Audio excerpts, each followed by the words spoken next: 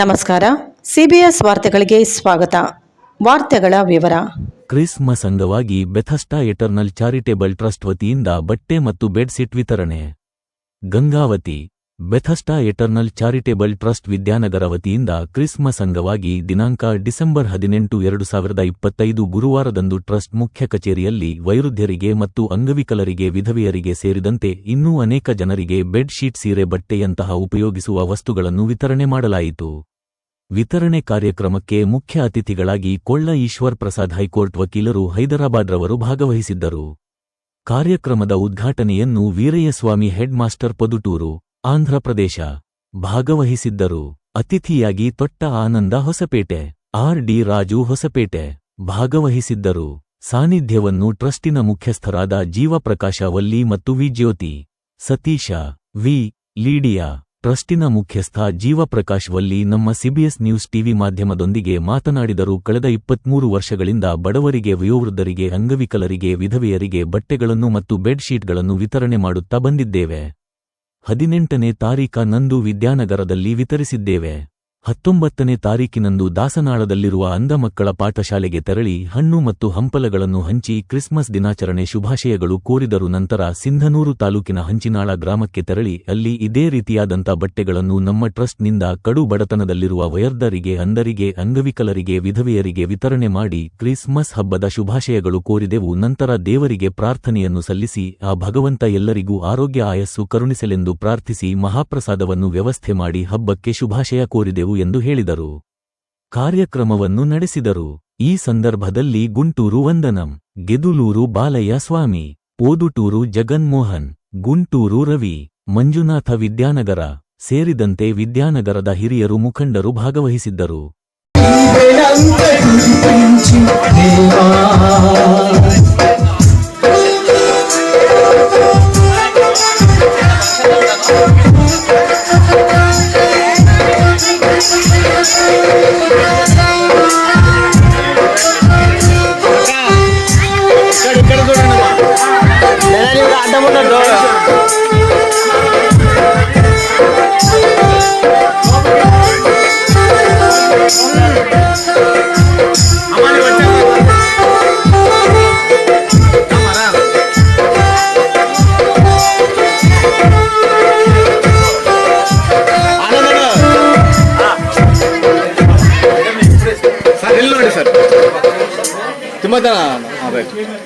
రామ్ అట్లా చూసుకో ఆనంద్ సార్ నువ్వు కొడి అల్లం కొడి అమ్మా ఇడ చూడమ్మా. Okay right. బట్టి జగత్ పునాది వేయబడుతూ వినిపే మీ బిడ్డలను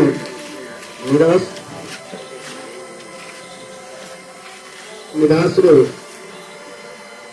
జీవప్రకాశాన్ని వెతికి రక్షించి తల్లి గర్భము రూపింపక మునిపే మీరు ఎదిగినటువంటి దేవుడుగా ముందుకే ఉన్నాను. మీ దాసుని వెతికి రక్షించి ఈ ప్రాంతాన్ని తీసుకొచ్చి మీ సేవా పరిచయ కొరకై ఎన్నికలు ఏర్పాటు చేసిన తరం ఉద్దేశాన్ని బట్టి మీకు వేలాది వందల స్తోత్రాలు చెల్లిస్తున్నాను. మీ పేద ప్రజలను ఎంతో మందిని ప్రేమించి వారి హృదయాలు గుర్తించిన ఆలోచన బట్టి మీకు వేలాది వందనాలు చెల్లిస్తున్నాను తండ్రి.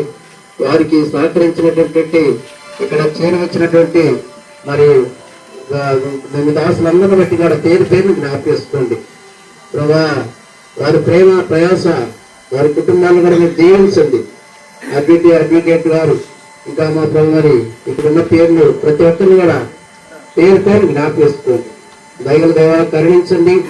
పేదలను కనికరించి వారు ఎవరైనా తప్పించేవారని సెలవిస్తున్నారు ప్రభాని బిడ్డను ప్రేమించి వారు మాకు అన్ని రీతిగా ఈ సేవా కార్యక్రమాన్ని చేయడానికి వారికి ఇచ్చిన ఆలోచన బట్టి వదనాలు. రాష్ట్రీయ ప్రకాశాల కుటుంబాన్ని కూడా బలపరచండి అక్క. వారికి ఇచ్చిన బిడ్డలు కన్యవారిని ఇంకా బలపరచండి, సేవను విస్తరింపచేయండి. ఇక్కడ చేరువచ్చినటువంటి బాధితుల వారితో సహకరించినటువంటి దైవజనులు, బాధితుల సహోదరులందరినీ బట్టి కూడా వదనాలు.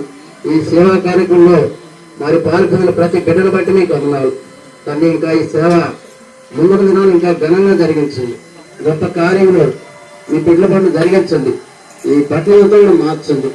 మీకే మహిమ చెల్లిస్తూ ఇక్కడ చేరువచ్చిన ప్రతి కుటుంబాన్ని జ్ఞాపకం చేసుకోమని మా ప్రభువు రక్షకుడైన యేసు క్రీస్తు ఉన్నతంగా నామ పేరట స్తుతించి ప్రార్థించి ఈ యొక్క బట్టల కంపెనీలో కూడా మీ హస్తము తోడగించమని యేసు క్రీస్తు నామ పేరట వేడుకొని ప్రార్థన చేస్తున్నాను తండ్రి.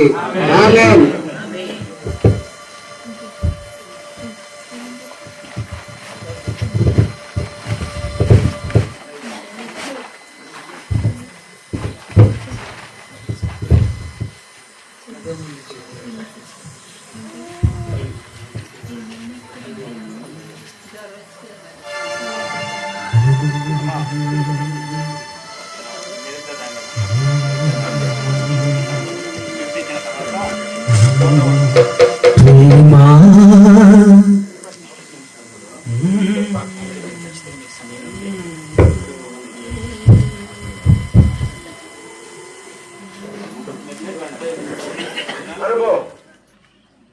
లోళ్ళు ఎత్తి పారేస్తున్నారు కదా ఈ దేహాలు. ఎందుకు? ఆత్మ వెళ్ళిపోయింది, ఆత్మ దేవుని యొద్దకు తిరిగి వెళుతుంది అని పరిశుద్ధ గ్రంథం ప్రసంగి 12:7 వ్రాయబడింది. కాబట్టి ఆయన సన్నిధికి వెళ్ళిపోతాం. వెళ్ళిపోయేందుకే ఇవన్నీ, ఈ మీటింగ్స్, తర్వాత ఏవైనా దాతలు కొంత సహాయం చేస్తే టెంపరీగా ఈ 1 సంవత్సరమో 2 ఏళ్ళ మనకు ఇవ్వబడిన వస్త్రాలు కానీ, ఈ బెడ్షీట్స్ ఇలాంటి కప్పుకునే దానికి చలికాలంలోను అంతే ఈ 3 నెలలే ఉపయోగపడతాయి. మళ్ళా ఎండలకు ఇవన్నీ పక్కన వేస్తాం జనరల్ గా కదా, వస్తుంది కదా. మా చలి చలి చలి అని ఇప్పుడు కప్పుకుంటాం. 3 నెలల తర్వాత ఫిబ్రవరి నుంచి శివరాత్రి పోతానే శివ అయిపోతాడంట చలి. కాబట్టి ఆ విధంగా మనము ఇంకా రగ్గులు కాదు ఏవి కప్పుకోకుండా బాగా బట్టలు వీలైనంత వరకు, ఈ డ్రెస్ వీలైనంత వరకు మగవాళ్ళు అయితే ఒట్టిపైన ఉన్న సందర్భాలు కూడా మనం చూస్తా ఉన్నాం ఈ మన ఇళ్లలో. మరి యేసు క్రీస్తు ప్రభువును ఈ లోకానికి దేవుడు పంపించాడు. తండ్రి అయిన దేవుడు అభిషేకించి ఈ భూలోకానికి కుమారుని పంపించాడు. ఆ కుమారుని నీ సొంత రక్షకునిగా అంగీకరించినప్పుడు భక్తిపరులంగా, విశ్వాసులంగా పిలువబడతా ఉన్నాం. లేకుంటే భక్తిహీనులు అని చెప్పబడింది, మనం చదువుకున్నాం.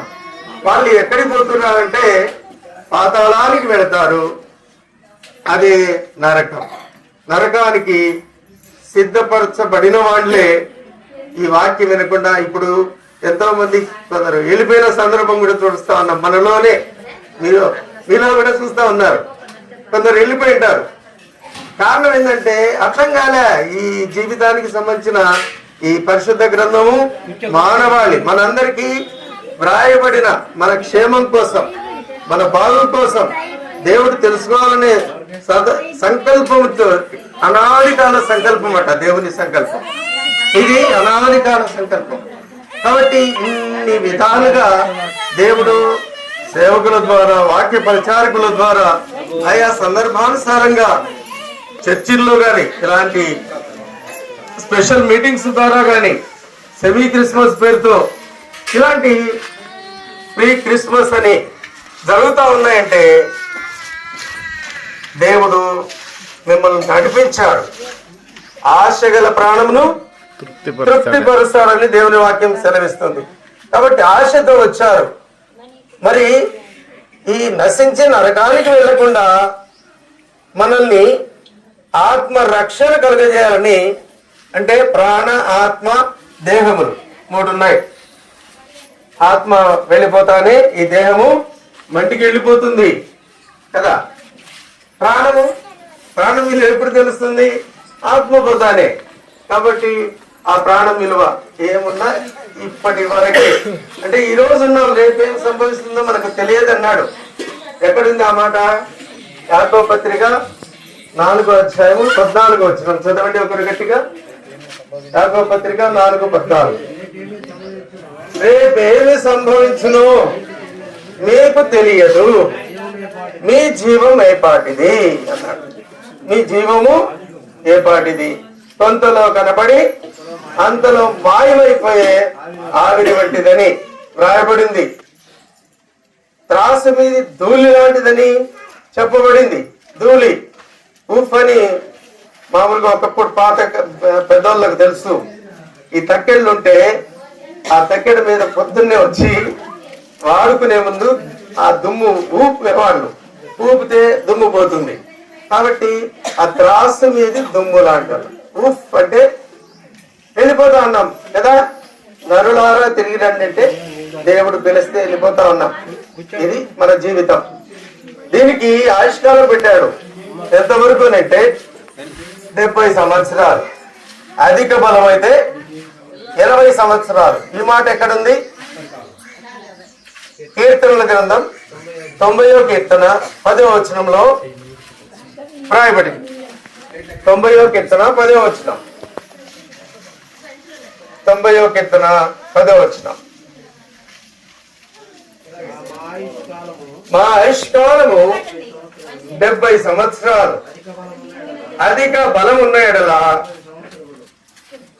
80 సంవత్సరము అయినను వాటి వైభవము గ్యాదరింగ్ చేయటి విషయంలో కొద్దిగా విఫలమయ్యారని కూడా నాకు ఒక బాధ కలిగింది. నాకు 9:30కి అందరూ ఇక్కడ ఉంటే మంచి క్రిస్మస్ సందేశం, ఇలాంటి దైవజనులు దొరుకుతారా మనకి? అందుకనే మంచి సేవ దర్శనం ఉన్న కూడా ప్రజలు ఉంటారు. ఊరికి ఆహ్లాదకరమైన కార్యక్రమాలకి వందలు జమ అవుతారు. అంతుంది కదా, అంతేనా? నేను అడుగుతాను, ఎందుకు నువ్వే చెప్పలేను తమ్ముడు? నిశ్శబ్దంగా ఉంటుంది ఇక్కడ. ఏమి ఎంత ఇక్కడ ఉన్నామంటే మాకు ఇంటి పక్కన చూడండి కిటికీలు అన్ని ఓపెన్ చేసుకుని ఉంటారు. మా మాటలు అన్ని కిటికీలు ఓపెన్ చేసుకుని, ఎందుకంటే ఈ ఊరు మయంగా ఉన్నానంటే ఇప్పుడు ఎవరు కూడా మమ్మల్ని ఒక్క మాట అనలేదు. ఆఖరికి నేను చెప్తున్నాను, పరిస్థితులను బట్టి నేను ఇక్కడి నుంచి వెళ్ళిపోతానన్నా, ఇక్కడి నుంచి వెళ్ళిపోతాను అంటే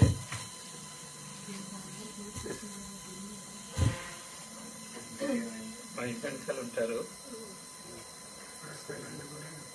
ఎక్కడికి వెళ్తారు మీరు మమ్మల్ని వదిలేసి?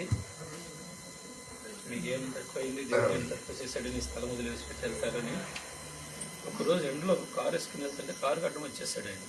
మీరు వెళ్ళకూడదు ఎక్కడికైనా. ఏంటి ఎండాలమాట వెళ్తున్నారు? అదంతా రెస్ట్ తీసుకోండి. ఎంత ప్రేమిస్తారు తెలుసునండి అన్ని జనులు. ఇక్కడ ఉన్న చుట్టుపక్కల అందరూ కూడా ఒక్క మాట కూడా అనకుండా నన్ను ప్రేమించేవారు ఉన్నారు. దేవుని ప్రజలు, ఈ కార్యక్రమం జరుగుతుందంటే నేను నిజంగా చెప్తున్నాను. కొద్దిమంది త్యాగ పురుషులు, సిస్టర్స్, దేవుని పిల్లలు ఉన్నారు, సహకరించిన వాళ్ళు. అన్ని జనులు ఎక్కువ ఉన్నారు. అన్ని జనుల సహకారము సమృద్ధిగా ఉన్నారు. ఫాదర్ గారు ఫాదర్ అంటారు. నన్ను అనొద్దు అంటే ఒక ఆయన గంగావతిలో ఎవరిని అన్న కానీ నిన్ను మాత్రమే నేను ఫాదర్ అంటానని వాడు ఆయన చనిపోయారు. నా వయసు ఆయన కూడా నాకన్నా ముందు వెళ్ళిపోయాడు. దేవుని ప్రజలారా, అలాంటి ప్రేమ కలిగిన వ్యక్తులు నేను జీవిస్తున్నాను. వాళ్ళందరూ అంటారు మంచిగా కార్యక్రమం జరిపించింది, మంచిగా ఉండండి, ఇక్కడి నుంచి మీరు కదిలి వెళ్ళొద్దు. దేవుడు ఏం చేయబోతున్నాడని కనిపెడుతూ ప్రార్థన చేస్తూ ఉన్నాను. ఎందుకంటే మేము వెళ్ళిపోవాలని నిజంగా నిర్ణయించుకున్నాం. బళ్ళారి లేదా కడప ఎదుగు వచ్చాడు అన్నయ్య. ఒకసారి తీసుకెళ్ళి నిన్ను కడప అంతా చూపించి ఇక ఈ మందిరము ఏమన్నా నువ్వు చెప్తే బాగుంటుంది అనుకున్నాను. 2 మాటలు అనండి, ఒకసారి మీరే చెప్పండి ముగించి మాట్లాడండి. అన్నయ్య చెప్తారు. ఒకసారి నేను కడపలో చర్చిని, ఆయన ఎకరం పొలంలో కట్టిన చర్చిని స్వాధీనం చేయాలనుకున్నారు. అన్నయ్య కూడా వచ్చారు. ప్రైజ్ లార్డ్ అందరికీ. 2 ఏళ్ల క్రితం ఈ ఆలోచన వచ్చి అన్నను మా ఏరియాలో అంటే రాయలసీమ దైవ సేవకుల విషయంలో కొంత కన్ఫ్యూజన్ ఉన్న సందర్భాన్ని బట్టి అక్కడ అన్న ఉంటే బాగుంటుంది కొన్ని మందిరాల విషయంలో అని ఆలోచన చేసి ఒక మందిరాన్ని ఆధారం చేసుకొని, ముఖ్యంగా బ్రహ్మంగారి మఠం అంటే చాలామందికి తెలుసు, వేరే రాష్ట్రాలకు దేశాలకు కూడా. ఆ ఏరియాలో వరికుంట్ల అనే ప్రాంతం ఉంది. ఆ వరికుంట్ల ప్రాంతంలో అన్నం ఉంటే బాగుంటుంది. ఆ ప్రాంతం అంతా ఇంకా సువార్త వ్యాపించలే అంతగా. సువార్త ప్రకటించాల్సిన బాధ్యత ఉంది కాబట్టి అందరము అంటే ప్రేయర్ గ్రూప్లో ఉన్న వాళ్ళందరూ కూడా సహకరిస్తారు. ఆ విధంగా డెవలప్ చేద్దామన్నా దేవుడు అనుకూలపరుస్తే అనుకున్నాము. పరిస్థితుల ప్రభావం మనకు తెలియదు. అక్కడ రకరకాల పరిస్థితులు ఉంటాయి, మనందరికీ తెలుసు. సరే, ఆ సమయం ఇంకా రాలేదు. దేవుడు చిత్తమైతే సమయం అనుకూలపరిచినప్పుడు, సమయం అనుకూలపడ్డప్పుడు ఆ విధమైన విషయంలో అన్న ప్రకటిస్తాడు, మేము కూడా సహకరిస్తాం. ప్రైజ్ లార్డ్ అందరికీ. అట్లాగే ఆనంద్ గారికి ఎట్లా పరిచయము ఏంటి, వారు ఒక 2 మాటలు చెప్పిన తర్వాత ప్రేయర్ చేస్తే ముగిద్దాము. నేను నిలబెట్టానని ఏమనుకోవద్దు. 2 మాటలు. మా సహోదరుడు ఆనంద్ గారు ఎట్లా అంటే వసిపేట, వీరు ఒక రకంగా చూసేదానికి ఎలా కనపడతారో కానీ మీకు దేవునికి ప్రియమైన కుమారుడు ఇతడు. ఎందుకు చెప్తున్నానంటే ఈ మాట, నేను హైదరాబాద్ వెళ్ళాను. ఒక్క మాట ఫోన్ చేసిన వెంటనే అడ్వకేట్ గారు ఇంకా రాలేదు, వారి గురించి కూడా ఎదురు చూస్తున్నాను. హైకోర్టు అడ్వకేట్ గారు కూడా వచ్చారు హైదరాబాద్ నుంచి. ఇప్పుడు ఆయన అమలాపురం నుండి ఒక ఫోన్ చేసిన వెంటనే హైదరాబాద్ ఒకటి వచ్చేసరే మీతో పాటు మేము కలిసి ఉంటామని. వీరికి ఫోన్ చేస్తే హొసపేటలో ఉంటారు, హొసపేట నుంచి వీరికి కూడా బయలుదేరి వచ్చారు. ఆ తర్వాత అక్కడ నేను చేసిన పరిచర్య, అక్కడ సుమారుగా ఒక 10 మంది పాస్టర్లు మేము జమ అయ్యాము. IPS ఆఫీసర్లు వచ్చారు అక్కడికి, హైజీ వచ్చారు అక్కడికి ఆ మీటింగ్కి. హైజీ ఆశ్చర్యపోయాడు. ఒకటి అన్నాడు, ఎందుకు ఈ విషయం చెప్తుంటే ఏదో పొగుడుతున్నానని కాదు, ఇన్ని నేను పొగుడుతలు ఆయనకి ఇష్టం ఉండదు, నాకు ఇష్టం ఉండదు. అందులో ఒక ఐఎస్ వాళ్ళ భార్య ఇతను చూసిన ఒక తమ్ముడు లాంటి వాడు. అడుగుతారు, ఎప్పుడు ఫోన్ చేసినా మనం ప్రేయర్ చేశారు వీరి గురించి. ప్రభువా, నీ కుమారుడు ఆనందని కూడా రక్షించు, పేరుకి తగిన జీవితాన్ని ఆ లైఫ్ అంతా ఆనందంగా చేయి ప్రభా అని ప్రార్థన చేశారు. ఫిలోమన్ గారు ఎప్పుడున్నారు? ఫిలోమన్ ఎప్పుడున్నారు? వెనక్కి వెళ్ళారు. వచ్చి మీరు వీడియో కవర్ చేస్తే బాగుండేది. ఆయన కూర్చొని లేగలేడు పాపం, ఆయన ముసలోడు ఏం చేయాలి. వాళ్ళ తలకాయలు తీస్తున్నాడు, ఇందాక నేను చూస్తున్నాను. నేను ఆయన తలకాయలు ఒకటే తీస్తున్నాడు. ఇంకా ఏం చేయాలి, అంత తెలివైన వాళ్ళు అండి, చదువుకున్నారు, మళ్ళీ డిగ్రీలు. అసలు కెమెరాలో పట్టుకోలే తెలియదు, ఒక్కొక్కసారి ఫోటో స్టూడియో వాళ్ళు అవుతారు. కానీ సరే, ఇక్కడ బాగా గమనించండి. ఆయన చూసి IPS భార్య, ఇప్పుడు ప్రజెంట్ ఎమ్మెల్యే అయిన రాజుల ఎమ్మెల్యే గారు, ఆమె ఇతను చూసి ఏమని తెలుసా, దైవ కుమారుల ప్రత్యక్షతలో ఉన్నాడు ఇతడు అన్నది. ఆమె ప్రభుత్వమైతే మేడం గారు కూడా రావాల్సింది, ఒక పెళ్లి ఉండటం వల్ల ఇంటికాడ వారు తమ్ముడు కొడుకుని రాలేకపోయారు. అలాగే ఒక SP గారు కూడా రావాల్సింది, వారు ఢిల్లీలో ఉండిపోయినారు. SP దేవుని ప్రజలారా, మన జరిగిన మీటింగ్లో వీళ్ళందరూ ఉండి పరిచర్యను మెచ్చుకున్నారు. మోకాళ్ళు అలాగే చూసారు కదా, అలా కింద పడిపోతాడు అంతే.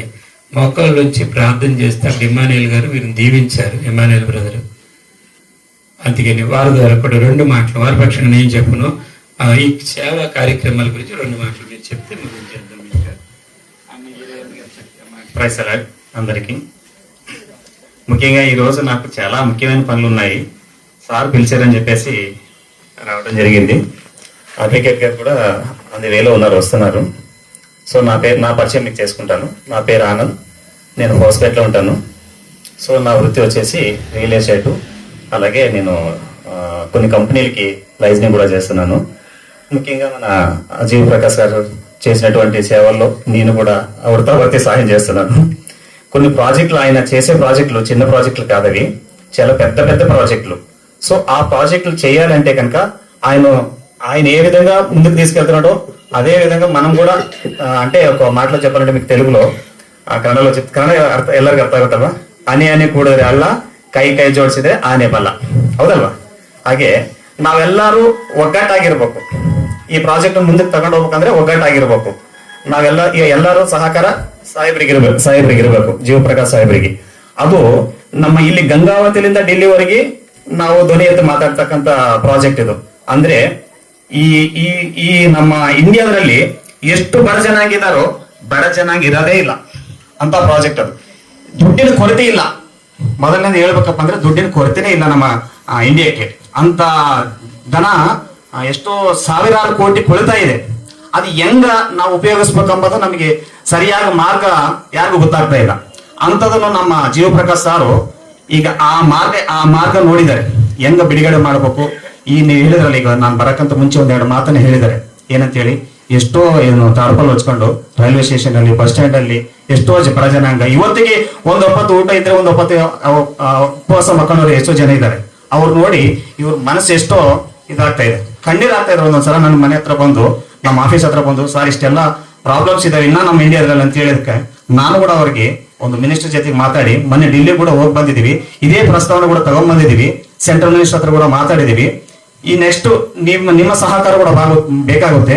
ಈ ನಿಮ್ಮ ಸಹಕಾರ ಅಂತಂದ್ರೆ ಏನಪ್ಪಾ ಅಂತಂದ್ರೆ, ಇದು ಕೇವಲ ಇಷ್ಟು ಬಡ ಜನಾಂಗ ಇದೀವಿ, ನಮ್ಗೆ ಇವತ್ತು ಇರಾಕ್ ಮನೆ ಇಲ್ಲ, ಮತ್ತೆ ನಮ್ಗೆ ಉಪವಾಸ ಇದೀವಿ, ನಮ್ಗೆಲ್ಲ ಇಷ್ಟು ಕಷ್ಟಗಳಿದಾವೆ ಅಂತ ಹೇಳಿ ಒಂದು ಅಪ್ಲಿಕೇಶನ್ ರೆಡಿ ಮಾಡಿ ನಮ್ಮ ಜೀವ ಪ್ರಕಾಶ್ ಸಾಹೇಬ್ರಿಗೆ ಕೊಟ್ಟಿದ್ರೆ, ಇದು ನಾವು ఢిల్లీ ಸೆಂಟ್ರಲ್ ಮಿನಿಸ್ಟರ್ ವರೆಗೂ ಕೂಡ ತಗೊಂಡೋಗಿ ಆದಷ್ಟು ನಿಮ್ ಕಷ್ಟಗಳೆಲ್ಲ ಅಂತಂದ್ರೆ ಅಲ್ಲ, ಅಟ್ಲೀಸ್ಟ್ ಒಂದು 10% 20% ಅದು ಪ್ರಾಬ್ಲಮ್ ಕ್ಲಿಯರ್ ಆಗ್ತಾವ ಅಂತೇಳಿ ನಾನು ಈ ಸಂದರ್ಭದಲ್ಲಿ ನಿಮ್ಗೆ ತಿಳಿಸ್ತಾ ಇದ್ದೀನಿ. ಓಕೆನಾ?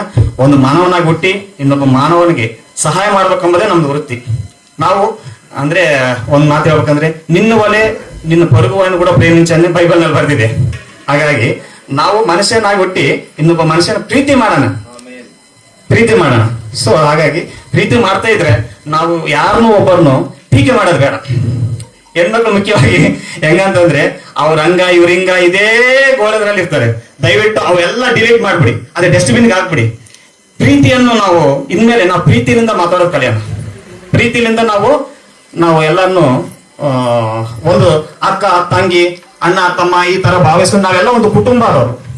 ಇಲ್ಲಿ ಯಾವ್ದು ಮತ ಬೇಡ, ಯಾವ ಜಾತಿನೂ ಬೇಡ, ನಾವೆಲ್ಲರೂ ಮಾನವರಾಗಿ ಹುಟ್ಟಿದೀವಿ.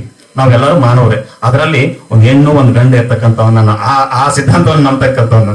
ಅದಕ್ಕೆ ಆ ಯೇಸು ಪ್ರಭು ಎಷ್ಟು ಕಷ್ಟಪಟ್ಟಿದನೋ ಅದರಲ್ಲಿ ಅವರು ಎದಕ್ಕೋಸ್ಕರ ಕಷ್ಟಪಟ್ಟಿದ್ದಾರೆ ಹೇಳಿ? ನಮ್ಗೋಸ್ಕರ ತಾನೆ, ಹೌದಲ್ಲ?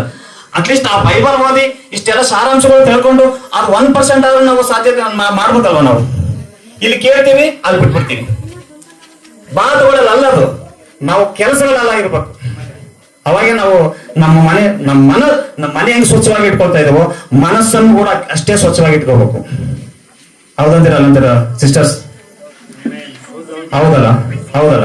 ಸೊ ಹಾಗೆ ಎಲ್ಲರೂ ಈ ಭೂಮಿ ಮೇಲೆ ಇರ್ತಕ್ಕಂಥ ಎಲ್ಲರಿಗೆ ಹಕ್ಕಿದೆ. ಎಲ್ಲರೂ ಚೆನ್ನಾಗಿರ್ಬೇಕು, ಅದರಲ್ಲಿ ನಾವಿರ್ಬೇಕು. ಭಗವಂತನಿಗೆ ಅದೇ ರೀತಿಯಲ್ಲಿ ಪ್ರಾರ್ಥನೆ ಮಾಡೋಣ. ಈ ಸಂದರ್ಭದಲ್ಲಿ ಆಕ್ಚುಲಿ ಯಾವಾಗ್ಲಿಂದ ಬರ್ಬೇಕಂತ ನಾನು ಅನ್ಕೊಳ್ತಾ ಇದ್ದೀನಿ. ದೇವರು ಈ ರೀತಿಯಲ್ಲಿ ನನಗೆ ಇಲ್ಲಿ ಕರ್ಕೊಂಡ್ ಬಂದಿದ್ದಾರೆ. ಈ ಎರಡು ಮಾತನ್ನ ಮಾತಾಡಕ್ಕೆ ಅವಕಾಶ ಕೊಡ್ತಕ್ಕಂಥ ನಮ್ಮ ಜೀವ ಪ್ರಕಾಶ್ ಸಾಹೇಬರಿಗೆ ನಾನು ಕೃತಜ್ಞತೆ ಹೇಳ್ತಾ ಇದ್ದೀನಿ. ನಾನು ನಿಮಗೊಂದು ಒಂದು ರಿಕ್ವೆಸ್ಟ್ ಏನಪ್ಪಾ ಅಂತಂದ್ರೆ, ಇಲ್ಲಿ ಈ ಏರಿಯಾದಲ್ಲಿ ನಮ್ಮ ಜೀವ ಪ್ರಕಾಶ್ ಅಂತ ವ್ಯಕ್ತಿ ಇರ್ತಕ್ಕಂಥವ್ರು ಬಹಳ ಕಡಿಮೆ ಅಂತ ಹೇಳ್ತಕ್ಕಂಥ ಮಾತನ್ನ ಈ ಸಂದರ್ಭದಲ್ಲಿ ಹೇಳ್ತಾ ಇದ್ದೀನಿ. ಇವರು ಬಡ ಜನಾಂಗದ ಬಗ್ಗೆ ಬಹಳಷ್ಟು ವಿಚಾರ, ಬಹಳಷ್ಟು ಕಾಳಜಿ ತಗೊಳ್ತಾ ಇದ್ದಾರೆ. ಶ್ರೀಮಂತರು ಎಲ್ಲರೂ ಇದ್ದಾರೆ, ಅವ್ರವ್ರ ಮನೆಗೆ ಶ್ರೀಮಂತರು, ಹೌದಾ? ಅವ್ರವ್ರ ಮನೆಗೆ ಶ್ರೀಮಂತರು, ಅವ್ರ ಕುಟುಂಬ, ಅವ್ರ ಮನೆಗೆ ಅಷ್ಟೇ. ಇವ್ರು ಹಂಗಲ್ಲ, ಲೋಕ ಕಲ್ಯಾಣ ಕೊರಕು. ನಿಮ್ಮಂತ ಯಾರಿಗಿರ್ಲಿ, ಅವರು ಮನಸ್ಸು ಒಂದೇ ಸಲ ಒಂದು ಇದಾಗ್ಬಿಡುತ್ತೆ. ಯಾರನ್ನ ಬರೋರು ನೋಡ್ಬಿಟ್ರೆ ಒಂದೇ ಸಲ ಕಣ್ಣೀರು ಬಂದ್ಬಿಡುತ್ತೆ ಅವ್ರಿಗೆ, ಏನಾದ್ರು ಸಹಾಯ ಮಾಡ್ಬೇಕಂತೇಳಿ. ಅದೇ ಭಾವನೆ ನಮ್ಮೆಲ್ಲರಿಗೆ ಬರಬೇಕು. ಸೊ ಅದಕ್ಕೆ ನಮ್ಮ ಸಹಾಯ ನಾವು ಮಾಡ್ತೀನಿ. ನಾನು ಅದೇನ್ ಮಾಡ್ತೀನಿ ಅನ್ನೋದು ನಾನು ಮಾತಲ್ಲಿ ಹೇಳಂಗಿಲ್ಲ, ಕೆಲಸಗಳಲ್ಲಿ ಹೇಳ್ತೀನಿ. ಓಕೆನಾ? Thank you.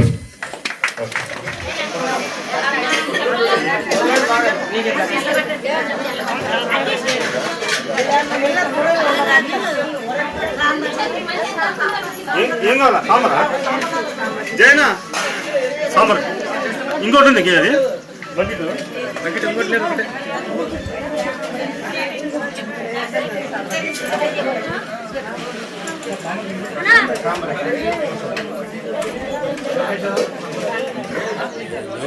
ಮಾಧ್ಯಮ ಮಿತ್ರರಿಗೆ, ನಮ್ಮ ಗಂಗಾವತಿ ಕೊಪ್ಪಳ ಡಿಸ್ಟಿಕ್ಕು ಕರ್ನಾಟಕ ರಾಷ್ಟ್ರದಲ್ಲಿ, ಹಾಗೆ ಮತ್ತು ಆಂಧ್ರ, ತೆಲಂಗಾಣ ಈ 3 ಸ್ಟೇಟುಗಳಲ್ಲಿ ನಾವು ಒಂದು ಸಾಮಾಜಿಕವಾಗಿ ಒಂದು ಸೇವೆ ಸಲ್ಲಿಸ್ತಾ ಬರ್ತಾ ಇದ್ದೀವಿ.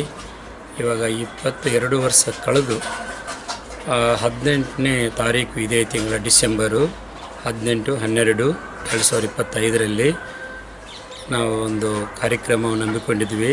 ಇಲ್ಲಿ ಬೆಥೆಸ್ಡಾ ಎಟರ್ನಲ್ ಫೆಲೋಶಿಪ್ ಟ್ರಸ್ಟ್ ಮುಖಾಂತರವಾಗಿ ವಿದ್ಯಾನಗರದಲ್ಲಿ ನಾವು ಮಾಡಿದ್ದು ಒಂದು ಒಳ್ಳೆಯ ಸೇವೆಯನ್ನು ಅಂಗವಿಕಲರು, ಹಾಗೆ ವಿಡಿಯೋ ಶೋ, ವೃದ್ಧರು, ಹಾಗೆ ಅನಾಥ ಬಡ ಮಕ್ಕಳಿಗೆ ಒಳ್ಳೆಯ ಸೇವೆ ಸಲ್ಲಿಸುವಂತೆ ಭಗವಂತನು ಅವರಿಗೆ ನಾವು ಬೇಕಾದ ವಸ್ತುಗಳನ್ನು ಅಂದ್ರೆ ಒಂದು ಕ್ರಿಸ್ಮಸ್ಸು ಹೊಸ ವರ್ಷದ ಹಬ್ಬಕ್ಕಿಂತ ಮುಂಚೆ ನಾವು ಈ ಕಾರ್ಯಕ್ರಮ, ಯಾಕಂದರೆ ಅವರು ಎಲ್ಲ ಬಡ ಜನರು ಕೂಡ ಸಂತೋಷ ಸಮಾಧಾನದಿಂದ ಅವರು ಆನಂದದಿಂದ ಇರಬೇಕಂತೇಳಿ ಕೆಲವು ಬಟ್ಟೆ ವಿತರಣೆಗಳು, ಈ ಚಳಿಗಾಲದಲ್ಲಿ ಕೆಲವು ಶಾಲು ರಗ್ಗುಗಳು, ಹಾಗೆ ಸ್ಯಾರೀಸು, ಸ್ಕೂಲ್ ಬ್ಯಾಗು, ಹಾಗೆ ಮತ್ತು ನೋಟ್ಬುಕ್ಸು, ಈ ಥರ ನಾವು ವಿತರಣೆ ಮಾಡುತ್ತಾ ಬಂದಿವಿ ಇಲ್ಲಿವರೆಗೂ. 23ನೇ ವಾರ್ಷಿಕೋತ್ಸವ 18ನೇ ತಾರೀಕು ಭಾಳ ಘನವಾಗಿ ನಡೆದಿತ್ತು. ಹಾಗೆ ಮತ್ತು 19ನೇ ತಾರೀಕು ಇದೇ ತಿಂಗಳ ಡಿಸೆಂಬರ್ನಲ್ಲಿ ಮತ್ತು ನಮ್ಮ ದಾಸನಾಳ ಅಂಗವಿಕಲರ ಆ ಒಂದು ಸ್ಕೂಲೂ ಇದೆ, ಅಂಗವಿಕಲರ ಒಂದು ಆಶ್ರಯನೂ ಇದೆ ಇದರಲ್ಲಿ. ಅಂದರೆ ಬುದ್ಧಿಮಾಂದ್ಯ ಮಕ್ಕಳು ಮತ್ತು ARD ಸಂಸ್ಥೆಯಲ್ಲಿ ನಾವು ಕೂಡ ಅವರ ಕೊರತೆಗಳನ್ನು ನೋಡಿ ಕೆಲವು ಅವರಿಗೋಸ್ಕರ ಶಾಂತಿ, ಸಮಾಧಾನ, ಆರೋಗ್ಯಕ್ಕೋಸ್ಕರ ಮೊದಲನೇದು ದೇವರಿಗೆ ಪ್ರಾರ್ಥನೆಯನ್ನು ಸಲ್ಲಿಸಿ ಆಮೇಲೆ ನಾವು ಅವರಿಗೆ ಕೆಲವು ಫ್ರೂಟ್ಸು ಅಂದರೆ ಹಣ್ಣು ಹಂಪಲುಗಳನ್ನು ಕೊಟ್ಟು ಅವ್ರನ್ನ ಸಂತೋಷಪಡಿಸಿ ನಾವು ಬಂದಿದ್ದೀವಿ.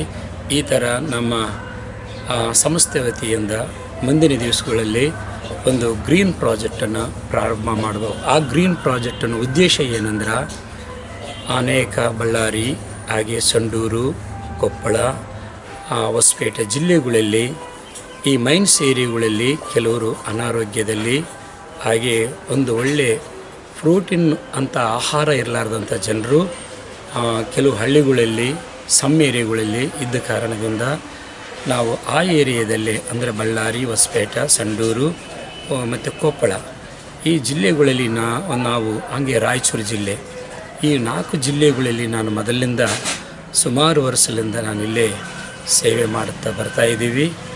ಈಗ 23ನೇ ವಾರ್ಷಿಕ ವಾಸ್ತವ ಭಾಳ ಚೆನ್ನಾಗಿ ಈ ಕಾರ್ಯಕ್ರಮವನ್ನು ನಾವು ನಡೆಸ್ಕೊಂಡಿದ್ವಿ. ಆ ಭಗವಂತನು ಒಳ್ಳೆಯ ಸಹಾಯ ಆದ್ರೆ ಈ ಒಂದು ನಮ್ಮ ಕರ್ನಾಟಕದ ಜನರು, ಹಾಗೆ ಆಂಧ್ರ, ತೆಲಂಗಾಣ ಕೆಲವರು ನನ್ನ ಫ್ರೆಂಡ್ಸು ಸರ್ಕಲ್ನಲ್ಲೇ ನನ್ನ ಸ್ನೇಹಿತರ ಮುಖಾಂತರವಾಗಿ ಕೆಲವರು ನನಗೆ ಸಪೋರ್ಟಾಗಿ ಸೇವೆಗೆ ನಿಂತಾರ. ಮುಂದಿನ ದಿವಸಗಳಿಗೆ ಕೂಡ ಈ ಗ್ರೀನ್ ಪ್ರಾಜೆಕ್ಟ್ ಉದ್ದೇಶ ಏನಂದ್ರೆ ಸುಮಾರು ಒಂದು 100 ಎಕರೆಯಲ್ಲಿ ನಾವು ಇಂತಹ ಶ್ರೇಷ್ಠವಾದ ಪ್ರೋಟೀನ್ ಅಂತ ಒಂದು ಆರ್ಗಾನಿಕ್ಕು ಫುಡ್ಡು ಅಂದ್ರೆ ನಾವು ಸಿರಿಧಾನ್ಯಗಳನ್ನು ಬೆಳೆಸಿ ಅದು ಡ್ರೈ ಫುಡ್ ಥರ ನಾವು ರೆಡಿ ಮಾಡಿದ್ರೆ ಯಾವಾಗ ಆಗಲಿ ನಾವು ಅದನ್ನು ಊಟ ಮಾಡ್ಬೋದು. ಡ್ರೈ ಫುಡ್ ಥರ ನಾವು ಅದನ್ನು ತಯಾರು ಮಾಡಬೇಕು. ಆ ಆಹಾರ ಸುಮಾರು 1 kg ನಾವು ಮಾರ್ಕೆಟ್ನಲ್ಲಿ ಕೇಳಿದಾಗ 800ರಿಂದ 900ವರೆಗೆ 1 kg ಆ ಒಂದು ಕಾಸ್ಟ್ ಐತೆ. ಅಂಥದ್ದು ಕೂಡ ನಾವು ಬಡ ಜನರಿಗೆ, ಹಾಗೆ ಪ್ರೆಗ್ನೆಂಟ್ ಆಗಿರುವ ಒಂದು ಕೆಲವರು ಸ್ತ್ರೀಯರಿಗೆ ಒಳ್ಳೆಯ ಪ್ರೋಟೀನ್ ಸಿಗುವಂಥ ಆಹಾರವನ್ನು ಉತ್ಪಾದನೆ ಮಾಡೋಕೆ, ಆಮೇಲೆ ಅವ್ರಿಗೆ ನಾವು ಸರಬರಾಜು ಮಾಡೋಕೆ ಅಂದರೆ ಹಂಚುವ ಸಲುವಾಗಿ ನಾವು ಆ ಒಂದು ಪ್ರಾಜೆಕ್ಟ್ ವಿಷಯದಲ್ಲಿ ಕೂಡ ಭಾಳ ಕಷ್ಟಪಡ್ತಾ ಇದ್ದೀವಿ. ದಯವಿಟ್ಟು ನಮ್ಮ ಕರ್ನಾಟಕ ಸರ್ಕಾರ ವತಿಯಿಂದ ನನಗೆ ಸುಮಾರು 100 ಎಕರೆಯಲ್ಲಿ ಇಂಥ ಒಂದು ಪ್ರೋಟೀನು ಆರ್ಗಾನಿಕ ಬೆಳೆಸಿ ಹಂಗೆ ಗ್ರೀನ್ ಪ್ರಾಜೆಕ್ಟ್ ಅಂದರೆ ಅದರ ಸುತ್ತಮುತ್ತಲೂ ಎಲ್ಲ ಕೂಡ ಗ್ರೀನ್ ಗಿಡಗಳು, ನಾನಾ ಥರದ ಔಷಧ ಗಿಡಗಳನ್ನು ನಾವು ಬೆಳೆಸಿ, ಯಾಕಂದರೆ ಆಲ್ರೆಡಿ ನಮಗೆ ಕೆಲವು ಬ್ರ್ಯಾಂಚುಗಳು ಇದ್ದಾವೆ, ನಮಗೆ ನರ್ಸರಿ ಬ್ರ್ಯಾಂಚುಗಳು ಕೂಡ ಇದ್ದಾವೆ. ನಮಗೆ ಆ ಬ್ರ್ಯಾಂಚುಗಳ ಮುಖಾಂತರವಾಗಿ ಸಸಿಗಳನ್ನು ತಗೊಂಬಂದು ನಾನಾ ಥರದ ಹಣ್ಣಿನ ಹಂಪಲುಗಳನ್ನು ನಾವು ಬೆಳೆಸಿ, ಹಣ್ಣು ಹಂಪಲ ಅಂತಾರಲ್ಲ ಆ ಥರ ನಾವು ಕೆಲವು ಫ್ರೂಟ್ಸು ಹಣ್ಣುಗಳನ್ನು ನಾವು ಬಡವ ಜನರಿಗೆ ಒಳ್ಳೆಯ ಊಟವನ್ನು ನಾವು ಸಿಗುವಂತೆ ಮಾಡಬೇಕೆಂಬ ಆಶಯದಿಂದ ನಮ್ಮ ಮಾಧ್ಯಮ ಮಿತ್ರ ಮುಖಾಂತರವಾಗಿ ನಾನು ನಮ್ಮ ಮೀಡಿಯಾ ಮುಖಾಂತರವಾಗಿ ಎಲ್ಲ ಜನರಿಗೆ ಈ ಒಂದು ಸಂತೋಷ ಸುದ್ದಿ ತಿಳಿಸ್ತಾ ಇದ್ದೀನಿ. ನಾವು 18ನೇ ತಾರೀಕು ನಾವು ಇಲ್ಲಿ ಗಂಗಾವತಿ ವಿದ್ಯಾನಗರದಲ್ಲಿ ಮಾಡಿದ್ದ ಕಾರ್ಯಕ್ರಮವು, ಹಾಗೆ ಮತ್ತು 19ನೇ ತಾರೀಕು ದಾಸನಾಳ ಬ್ರಿಡ್ಜಿದಲ್ಲಿ ಅಂದರೆ ಆ ಅಂಗವಿಕಲರ ಚೈತನ್ಯದಲ್ಲಿ ಮಾಡಿದ ಕಾರ್ಯಕ್ರಮವು, ಮತ್ತು ಇವತ್ತು ನಾಳೆಗೆ ನಮ್ಮ ಮೀಡಿಯಾ ಮಿತ್ರರು ಇದನ್ನು ಪ್ರಚಾರ ಮಾಡ್ತಾರಂತೇಳಿ ನಾನು ವಿಶ್ವಾಸದಿಂದ ನಾನು ಕೇಳ್ಕೊಳ್ತಾ ಇದ್ದೀನಿ. ಹಾಗೆ ಇವತ್ತು ಕೂಡ ಇವತ್ತು ಸಾಯಂಕಾಲ 6ವರೆಗೆ ಜಾಲಹಳ್ಳಿ ಕ್ಯಾಂಪು, ರಾಯಚೂರು ಜಿಲ್ಲೆ ಗಾಂಧಿನಗರ ಅಂತಾರೆ, ಅದಕ್ಕೆ ಜಾಲಹಳ್ಳಿ ಕ್ಯಾಂಪು ಅಂತಾರೆ. ಅದರ ಪಕ್ಕದಲ್ಲಿ ಒಂದು ಹಳ್ಳಿ ಇದೆ. ಆ ಹಳ್ಳಿಯಲ್ಲಿ ನಾವು ಈಗ ಅಲ್ಲಿಗೆ ಹೋಗ್ತಾ ಇದ್ದೀವಿ. ಅಲ್ಲಿಯೂ ಕೂಡ ಈ ಕಾರ್ಯಕ್ರಮ ಇವತ್ತು ಕೂಡ ಅಲ್ಲಿ ಕೆಲವು ಬೆಡ್ ಶೀಟ್ಗಳು ಹಾಗೆ ಕೆಲವು ಸ್ಯಾರೀಸ್ಗಳನ್ನು ನಾವು ಅಲ್ಲಿರುವ ಬಡವರಿಗೆ ಕೊಟ್ಟು ಬರ್ಬೇಕಂತೇಳಿ ಆಲ್ರೆಡಿ ಸರ್ವೆ ನಡೆದೈತಿ. ಅಲ್ಲಿಗೆ ಈಗ ಆಹ್ವಾನ ಮಾಡ್ಯಾರ. ನಾವೀಗ ಅಲ್ಲಿಗೆ ಹೋಗ್ತಾ ಇದ್ದೀವಿ.